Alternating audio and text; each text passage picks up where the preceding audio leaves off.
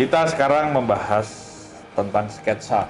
Sketsa ini dasar bagi seorang pelukis untuk dapat mengembangkan kreativitasnya. Menurut saya, walaupun itu disadari atau tidak disadari, sketsa ini coret-coret, oret-oretan, mungkin bentuk latihan ya Pak. Keberaniannya, ekspresinya, spontanitasnya, atau mungkin bahasa Jawanya ngelancarkan antara otak, hati, dan tangan itu perasaan semua nyambung.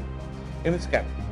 Nah, kita memang ada beberapa yang akan kita lihat. Pertama kali saya juga mengapresiasi ini, Galeri Nasional menerbitkan buku Perjalanan Garis Teja Suminar. Ini Pak Teja Suminar almarhum ini sketser yang ulung juga. Beliau karya sketsanya luar biasa. Yang kedua kita akan membahas juga kaitannya sketser Indonesia ini Pak Ipe Ma'ruf. Nah, ini beliau ilustrator sketsernya juga luar biasa. Ini pelopor-pelopor maestro sketch kita. Dan ada nanti karya sketsanya Pak Nyoman Irawan. Nah, ini tahun 2002 ini sketsa Pak Nyoman Irawan. Ini luar biasa juga. Beliau karyanya hebat. Dan ada sketsa karya siapa ini?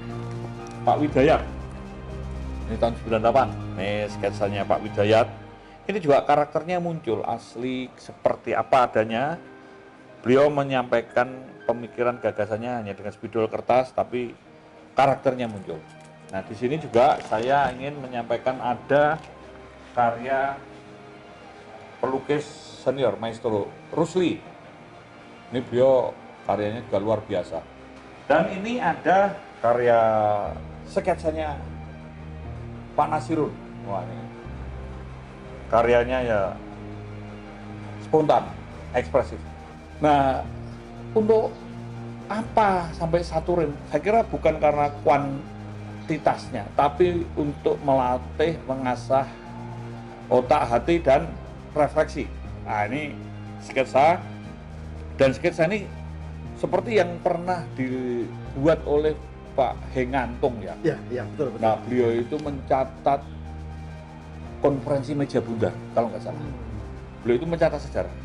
Ini Pak Teja ini juga pernah membuat sketsa di pedalaman Papua. Iya.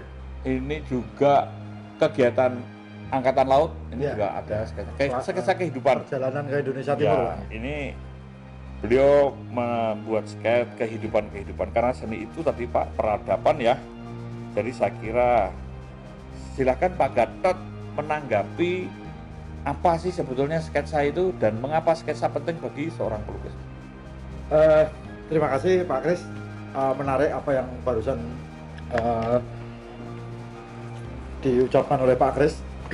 Jadi menurut saya begini, sketsa itu kan sesuatu yang sangat basic sekali ya dalam hal seni rupa, menjadi dasar yang sangat penting seperti yang diungkapkan Pak Kris, bahwa saya akan mengatakan bahwa ada dua pengertian sketsa. Sketsa yang pertama artinya begini. Yang pertama adalah rancangan atau rencana gambar sebelum melukis. Nah, itu sketsa juga. Yang kedua adalah karya seni rupa yang sah sebagai karya seni murni, seperti karya lukisan. Meskipun dengan bahan material yang sangat sederhana gitu. Jadi sebagai media ekspresi murni, sebuah karya sketsa utuh sebagai karya seni rupa. Itu yang kedua. Ini Pak Gatot, tadi kalau cerita boleh materinya sederhana nih, Pak Gatot tadi bincang-bincang sama saya waktu Pak GM Sudarta sama Avandi ketemu di Itali.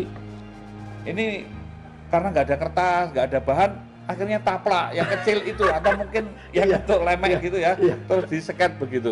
Monggo Pak, bisa samakan. Ini menarik mengingatkan cerita dari almarhum Mas GM Sudarta. Jadi saya belum lama diceritain oleh teman dekatnya Mas GM bahwa waktu Mas GM ke Itali, waktu sarapan di sebuah hotel, di sebuah meja makan, ketemu dengan sang maestro Avandi. Nah, di saat habis sarapan, Avandi kan mau memberikan kenang-kenangan, atau Mas Darta mungkin yang minta dibikin kenang-kenangan. tetapi tidak ada bahan di situ, kertas ataupun kanvas. Akhirnya yang ada taplak meja putih, Pak. Akhirnya ini ada taplak meja, sehingga Avandi memberikan kenang-kenangan kepada Mas GM almarhum sebuah sketsa potret dirinya Avandi dengan tulisan selamat berkarya. Yang kedua, seperti yang tadi Bapak ceritakan bahwa ada Pak Tejo Seminar, ada Pak Widayat. Saya melihat begini, untuk generasi yang muda, jangan kesampingkan nama-nama yang katakanlah ini para seniman sketsa yang tua, jangan dibilang kuno. Apapun nanti generasi muda membuat sebuah karya sketsa, karya-karya ini, nama-nama seperti Pak Rosli, Pak Widayat, Pak Tejo, Pak IP Ma'ruf, itu paling tidak sebagai patokan dalam tanda kutip sebagai sketsa yang sudah mempunyai roh. Jadi membuat spirit untuk karya-karya sketsa yang sekarang, generasi yang sekarang. Jadi menurut saya ini perlu dicatat, Pak. Ya. Kalau gini Pak, sekarang kan membuat sketsa, kalau dulu manual ya, pakai kertas, pakai ban. Nah sekarang era digital Pak, ini sketsa ini bisa nggak? Atau dianggap sketsa atau sah nggak ketika sketsa itu dibuat di komputer? Memang ini menarik, ini pertanyaan Pak Kris ini sangat menarik karena sekarang di era digital ini, di era computerized ini ya, bukan hanya pensil atau akrilik atau cat minyak yang sebagai media, tetapi aplikasi digital sudah mulai merambah. Nah, sekarang ini kalau nggak salah itu masih menjadi pro kontra, tapi saya secara pribadi, saya setuju aja Pak, bahwa kita bisa membuat gambar sketsa dengan media MOS, dengan digital, dengan aplikasi. Meskipun di situ yang bekerja adalah sebuah mesin, tetapi yang menggerakkan mesin ini kan ada perasaan seorang manusia. Artinya bahwa suatu karya ini ada cipta, karsa, dan karya. Betul Pak. Walaupun dengan media apa saja. Memang kita ini berkarya atau karya seni ini merupakan suatu penjaga peradaban. Inilah suatu wujud bagaimana kita untuk selalu semakin memanusiakan manusia, semakin manusiawinya manusia.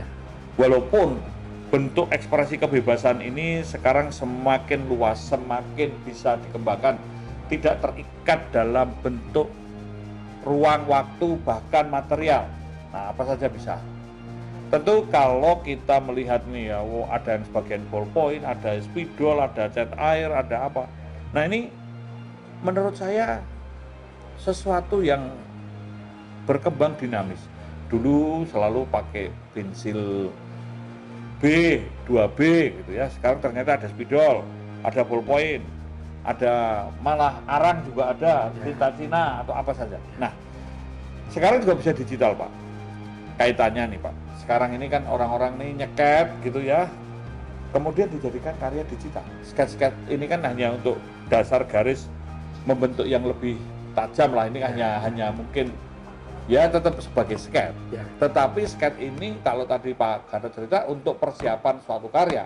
Nah, persiapan suatu karya ke dalam karya digital, misalnya ada karya komik-komik sekarang ini kan sebagian besar sudah digital. Artinya tidak murni 100% manual seperti yang dilakukan Pak Wid oleh Pak Jan Mintaraga, Pak Asmi atau Pak Heri Wibowo atau Pak Yan Jaladara, tetapi kita melihat bahwa contoh salah satu komikus yang terkenal saja nih Kim Dong-won. Nah ini dari Korea nih, eranya drakor, ini kan orang baru senang-senangnya Korea.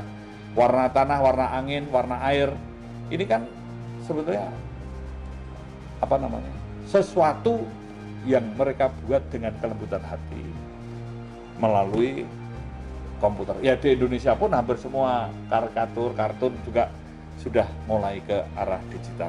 Ini Pak Garut gimana menanggapinya? Ini antara benturan yang aktual dengan virtual ini mulai jebret-jebret begitu Pak? Iya.